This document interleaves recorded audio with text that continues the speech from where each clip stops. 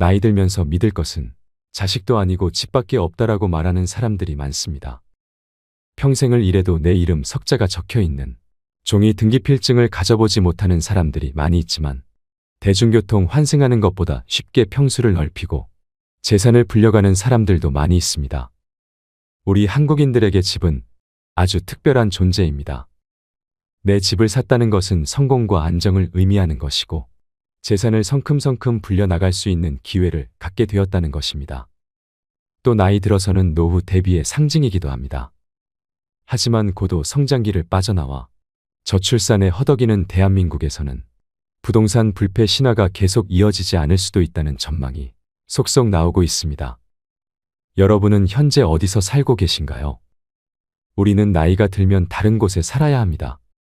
다른 곳이라고 하면 많은 분들은 귀촌을 해야 되나 아니면 병원 근처에서 살아야 되나 이런 고민을 많이 하실 텐데요. 대한민국 시니어들은 은퇴 이후 어디에서 사는 것을 희망할까요? 한 조사에 따르면 50에서 65세 중장년 2,000명에게 노후의 주거지에 대해 물었더니 지금 집에서 계속 살겠다와 다른 집으로 이사하겠다는 응답이 반반이었습니다. 많은 분들이 은퇴 이후 넓고 탁 트인 정원에서 반려동물과 뛰노는 한적한 시골 생활 또는 도심 속 문화시설이 가득한 곳에서의 여유로운 도시 생활을 꿈꾸기도 하는데요. 이미 그런 집에서 살고 계신 분도 또는 주거지 이동을 고민 중인 분도 계실 텐데요. 보통 사람이 중년에서 노년으로 넘어가는 시점에는 이사를 한 번 간다고 합니다. 그렇다면 노년기에 편안하게 살 집은 어떤 기준으로 골라야 할까요?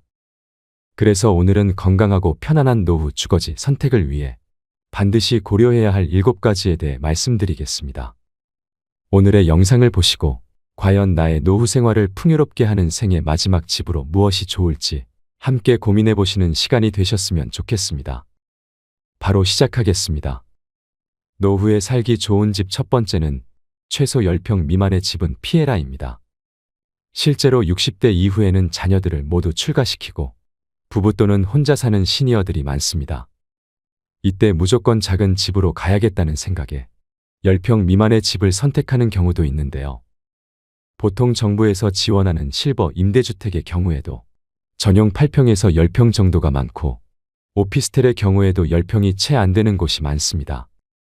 하지만 나이가 들면 너무 좁은 집에는 살 수 없습니다. 여기서 좁은 집이라고 하는 것은 10평 미만을 이야기하는 것인데요. 10평이라는 것이 사람이 자기가 원하는 물건을 놓고 정신적 안정감을 추구하기에 최소 조건이며 흔히 말하는 복지적 공간이라고도 합니다. 그래서 노후에 가장 좋은 주거 형태는 18평에서 20평대의 소형 평수이면서 쇼핑, 의료, 취미, 오락까지 모두 가까운 거리에서 해결할 수 있는 주거 형태가 가장 좋습니다. 자식이나 손자 손녀들이 와서 자고 가기라도 하면 큰 집이 좋은 거 아니냐고 말씀하시는 분도 있습니다. 하지만 요즘은 명절이나 집안 행사 때 자식들이 찾아오더라도 대부분은 친정이나 시댁에서 자고 가는 일이 별로 없지요. 보통의 자식들은 와서 식사만 같이 하고 개인 스케줄을 보기 바쁩니다. 시대가 이렇게 많이 변했다는 것을 아시고 잘 결정해야 후회하지 않습니다. 자식들이 그래도 이날만큼은 하루쯤 자고 가겠거니 기대하지 마시고 정말 나의 노후에 부담되지 않는 집으로 잘 선택하시는 게 중요하겠죠. 두 번째는 복지관 근처로 가라입니다. 나중에는 어디에서 가장 많은 시간을 보내게 될까요? 바로 복지관입니다. 그 이유는 복지관 안에는 교육과 돌봄이 있습니다. 그뿐만 아니라 먹는 것까지 해결이 됩니다. 좋은 영양사도 있고 밥도 비싸지 않고 거기다가 각종 양질의 교육들이 너무 많습니다. 자원봉사할 것들도 있어 보람도 느낄 수 있습니다. 평소 외부 활동에 제약이 있던 노인들을 위한 몸을 움직이는 라인댄스, 사교댄스와 오카리나 하모니카 등 악기 배우기, 외국어 공부, 미술, 치매 예방 강의 등 양질의 교육으로 노년의 삶의 질 상승에 긍정적인 영향을 미치고 있는데요. 특히 복지관에서는 노인 일자리도 함께 지원하고 있습니다. 시설도 굉장히 좋으면서 국가가 끊임없이 지원을 하고 관리까지 하며 전문가가 수시로 와서 교육도 해줍니다. 나이 들어 이런 집결된 서비스를 받을 수 있는 곳은 복지관 말고 찾기 힘듭니다. 물론 돈이 많은 분들은 어디서 배우든 어디서 먹든 부족함이 없겠지만 우리는 그런 돈이 없습니다. 무엇을 배워보고 싶어도 돈 걱정부터 앞서게 되는데 이럴 때 복지관이 대안이 될 수 있습니다. 이처럼 노후에 많은 이점이 있는 복지관 근처에 거주하시면 적극적인 사회 참여뿐만 아니라 노후의 고독감과 외로움에서 벗어날 수 있는데요. 대도시에서 멀어질수록 문화와 취미를 즐길 수 있는 시설이 빈약할 확률이 높습니다. 이주할 곳에 복지관이나 문화센터 등이 충분히 있는지 살펴본 뒤 결정하시면 한층 유익하고 풍요로운 노후 생활을 누리실 수 있습니다. 세 번째는 한적한 곳의 전원주택은 피해라입니다. 은퇴 후 한적한 자연 속에서 소소하게 텃밭도 일구면서 느긋하게 은퇴 생활을 하겠노라 꿈꾸는 분들이 많을 텐데요. 하지만 전원 생활의 로망은 현실과 다릅니다. 젊을 때부터 전원 생활을 시작한 사람이라면 모르겠지만 번화한 지역에 거주했던 사람은 달라진 환경에 적응하는 게 생각보다 어려울 수 있습니다. 병원과 마트 등 기반 시설도 없고 온갖 벌레에 힘든 주택관리까지 보통 일이 아닙니다. 실제로 60대 이상이 가장 선호하는 거주 형태는 도심의 아파트로 64.2%의 응답률을 보였는데요. 새소리 물소리가 듣고 싶어서 시골로 이사갔던 노인들이 도시로 유턴했는데 알고 보니 그 이유가 차 소리를 듣고 싶어서였다는 우스갯소리도 있습니다. 전원 생활에 적응하지 못하고 다시 도시로 돌아오는 사람들도 많은 것이 현실입니다. 다들 아시겠지만 노후에는 병원과 각종 편의시설이 가까이 있어야 생활이 편리해지고 삶의 질이 높아집니다. 두 다리 멀쩡하고 운전도 가능할 땐 맑은 공기를 마시며 눈 뜨는 것이 기쁨이겠지요. 하지만 나이 들어 다른 사람의 돌봄이 필요해지거나 혹은 부부 중 어느 한쪽이 세상을 먼저 떠나게 되면 집이 짐이 될 수 있습니다. 전원 생활에 안착했어도 75세쯤 되면 몸에 아픈 곳이 늘어나고 거동이 불편해져서 병원이 있는 도시로 돌아가야 하는 때가 오게 됩니다. 그럼에도 불구하고 나는 건강에 자신 있고 조용하고 자연이 있는 곳을 원한다면 이때는 도심 외곽의 전원 휴양형 주거지보다는 도심에서 1시간 이내 거리의 근교형 입지를 선택하는 것을 추천드립니다. 네 번째는 병원이 30분 이내에 있는 집을 선택해라입니다. 가까우면 가까울수록 좋은 것이 병원이지만 제가 특히 30분을 강조하는 이유는 우리가 기초 의료 서비스에 접근하기 위한 최단 시간이 30분이기 때문인데요. 정말 위급한 상황을 제외하고는 30분 이내에 병원에 갈 수 있으면 됩니다. 이처럼 수명이 길어짐에 따라 건강에 대한 관심 증가와 70대 이후 간병기를 대비해 특히 병원과의 접근성이 가장 중요합니다. 실제로 통계청에서 발표한 바에 따르면 60대 이상이 노후 거주지를 옮길 때 가장 중요하게 생각하는 것으로 의료시설이 가장 선호도가 높다고 합니다. 젊었을 땐 건강하던 사람도 나이가 들면 여기저기 아픈 데가 생기고 병원을 자주 찾기 마련인데요. 고령자들은 스스로 이동하기 힘들고 차량을 운전하기도 만만치 않지요. 병원에 가야 할 때마다 자녀에게 매번 부탁하기도 힘드니 큰 병원에 인접한 곳에 사는 것이 최고 좋습니다. 50대, 60대는 자연환경이나 문화시설 등 다른 요소에 우선순위를 둬도 괜찮습니다. 하지만 70대 이상이라면 건강관리에 더 신경 쓰셔야 하는데요. 주변에 의료시설이 가까이 있어야 몸이 아플 때 빠르게 치료받기가 쉬워집니다. 다섯 번째는 근처에 공원이나 산책로가 있는 집을 선택해라입니다. 65세 이상 시니어들의 야외활동 참여가 점차 증가하는 추세입니다. 즉 노년기에는 늘어난 시간적 여유를 이용하여 산책이나 가볍게 운동을 할 수 있는 공원 또는 산책로가 주변에 있는 주거 환경이 좋은데요. 노후의 건강을 위해서 평소 걷기 운동은 선택이 아니라 필수입니다. 집 근처에 가볍게 걷기 좋은 공원이나 산책로가 있다면 여가 시간을 보내기에 안성맞춤입니다. 이처럼 집 가까이에서 산책을 즐기게 됨으로써 몸에 해로운 좌식 생활을 자연스럽게 줄일 수 있게 됩니다. 산책을 꾸준히 하게 되면 혈당치가 낮아지기 때문에 당뇨병이 생길 가능성이 줄어듭니다. 또 관절과 뼈가 훨씬 건강해진다고 하는데요.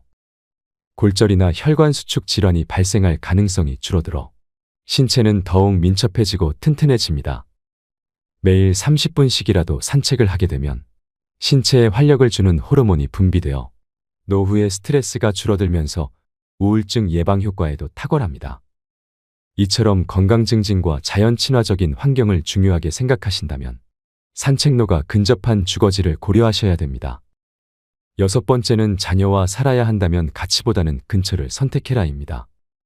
우리는 자녀와 살고 싶지 않지만 어쩔 수 없이 함께 살아야 하는 상황이 올 수도 있습니다. 많은 분들이 사별을 경험할 때 이사를 생각하게 된다고 합니다. 사별을 경험하게 되면 내가 몇십 년을 살던 내 집이 갑자기 공허하고 무섭기 시작합니다. 또 한 가지는 집이 관리하기에 너무 크고 어렵습니다. 그래서 그때 집을 좁혀가거나 아니면 자녀들이 가까이 있는 쪽으로 옮겨가시는 분들이 많이 계십니다. 이때 우리가 반드시 생각해야 할 것이 있습니다. 부모와 자녀가 함께 살면 주거비와 식비의 부담이 줄어들고 외로움은 어느 정도 해소될 수 있으나 사위나 며느리와의 관계에서 오는 새로운 관계 스트레스가 생길 수 있다는 것입니다.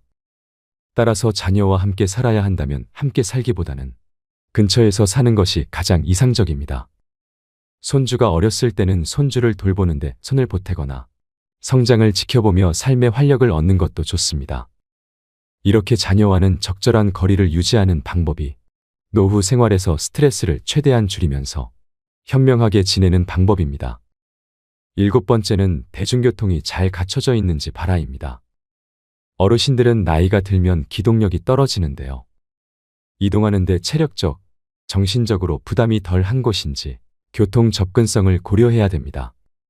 대중교통이 불편하면 생활 반경이 좁아지고 먼 거리 외출도 어렵게 되어 자칫하면 고립감마저 느낄 수 있습니다. 특히 병원에 갈 때 자녀와 매번 동행하기 힘들기 때문에 대중교통이 편한 곳에서 사셔야 됩니다. 은퇴 이후에도 나는 경제적 사회활동을 활발히 하고 싶다는 분들이시라면 더욱 교통 여건은 중요한 요소로 작용됩니다. 여기에 본인의 소비 성향도 체크하셔야 되는데요. 평소 전통시장을 잘 이용하신다면 마트 편의점이 아무리 가까워도 멀리 버스 타고 시장으로 다니시는 게 어르신들일 텐데요. 은퇴 이후엔 사소한 돈이라도 절약하려고 하시기 때문입니다. 마트나 병원 등 자주 가는 장소는 걸어갈 수 있는지, 걸어가기 멀다면 대중교통을 이용하는데 불편함이 없는지 살펴봐야 합니다. 또 자녀들이 오기에도 힘들지 않은 곳이면 더 좋겠는데요. 가뜩이나 먹고 살기 바빠 자주 볼 수가 없는데 오는 길이 험하거나 멀다면 더 발길이 쉽게 떨어지지 않겠지요. 결국 지하철 등 교통망이 잘 갖춰진 곳에 주거지가 있어야 합니다. 여덟 번째는 유지비용을 따져봐라입니다. 노후 거주지 선택에는 비용 역시 빼놓을 수 없는 요소인데요. 노후에 소득은 줄어드는데 의료비, 생활비 등 돈 쓸 곳은 많아집니다. 노후에 살 지역을 정할 때뿐 아니라 아파트, 단독주택 등 주거 유형을 정할 때에도 비용을 고려해야 합니다. 물가가 너무 비싼 지역이나 관리비가 많이 들어가는 주상복합 등은 피하는 게 좋습니다. 또 청소나 보수 등 유지하는 데 손이 많이 가는 주거 유형은 되도록 배제하는 것이 유리합니다. 또 노후에 자택을 매각한다면 얼마나 받을 수 있는지 금액을 미리 파악해둬야 합니다. 더 나이가 들어서 돌봄 시설에 입소하게 되면 그 비용을 집을 판 돈으로 충당할 가능성이 높기 때문인데요. 내 자식을 키우기 좋았던 크고 널찍한 그 집을 급매로 팔지 않기 위해서라도 미리 노후용 집으로 이사해 두길 권해드립니다. 비용적인 문제로 발생하는 또 다른 대안은 공공임대주택 입주인데요. 재산이 집에 다 몰려있는 시니어의 경우에는 노후 생활비 마련에 큰 어려움을 겪을 수 있기 때문에 목돈을 집에 묶어두는 것보다는 공공임대주택에 들어가셔서 사는 것이 더 지혜로운 선택일 수도 있습니다. 오늘은 현명한 노후 주거지 선택을 위한 조건 8가지에 대해 알려드렸습니다. 초고령 사회인 일본이 고독사로 골머리를 앓고 있지만 한 아파트 단지는 지난 12년 동안 고독사가 한 건도 발생하지 않아서 대안으로 주목받고 있습니다. 4천여 명이 거주하고 있는 이 조그만 아파트 단지에는 꽃꽂이, 서예 등 주민 스스로 만든 소모임이 180여 개에 이르고 그래서 이 아파트 단지에는 1년 내내 각종 행사가 끊이질 않습니다. 아파트 관리도 주민 스스로 맡아서 하는데 이는 거주하는 노년층의 수입이 되기도 합니다. 또 단지는 인적 네트워크를 촘촘히 구성해서 서로의 일상을 챙겨줍니다. 이 사례로 얻을 수 있는 교훈은 어쩌면 나이 들어서는 주변 사람들과 교류하며 서로를 챙겨줄 수 있는 곳에 살아야 한다는 것입니다. 덩그러니 한적한 전원주택은 더욱 신중해야 할 일입니다. 그럼에도 불구하고 한적한 전원 생활을 꼭 해보고 싶으시다면 전원주택을 짓거나 구매하지 마시고 월세 내며 먼저 살아보시기를 추천드립니다. 다른 노후 전문가들도 그렇게 얘기합니다. 땅이나 집에 큰 돈 묶이지 않은 채로 해보고 싶은 전원 생활을 해보다가 다시 도시 생활이 그립고 필요할 때 인프라가 갖춰진 도시로 돌아오시면 된다고 말이죠. 종합해보자면 가장 이상적인 노후에 주거지는 대중교통 이용이 가능하고 공기 등 주변 환경이 쾌적하며 24시간 의료진의 도움을 받을 수 있는 시스템을 갖춘 곳인데요. 하지만 말씀드린 부분은 참고사항일 뿐 은퇴 후 주거지를 결정하실 땐 꼭 본인의 우선순위가 무엇인지 충분히 고려해보시고 현명하게 선택하셔야 됩니다. 무엇보다 은퇴 이후의 주거지를 결정할 때는 이주의 목적을 명확히 하고 타인의 기준보다는 나를 기준으로 선택해 보셨으면 좋겠습니다. 오늘 자신의 우선순위는 무엇인지 생각해보는 시간과 함께 앞으로의 멋진 노년을 꾸려나가시길 바랍니다. 오늘도 노후의 지혜와 함께 해주셔서 감사드립니다. 황금빛으로 무르익어가는 여러분의 지혜로운 인생을 언제나 응원합니다.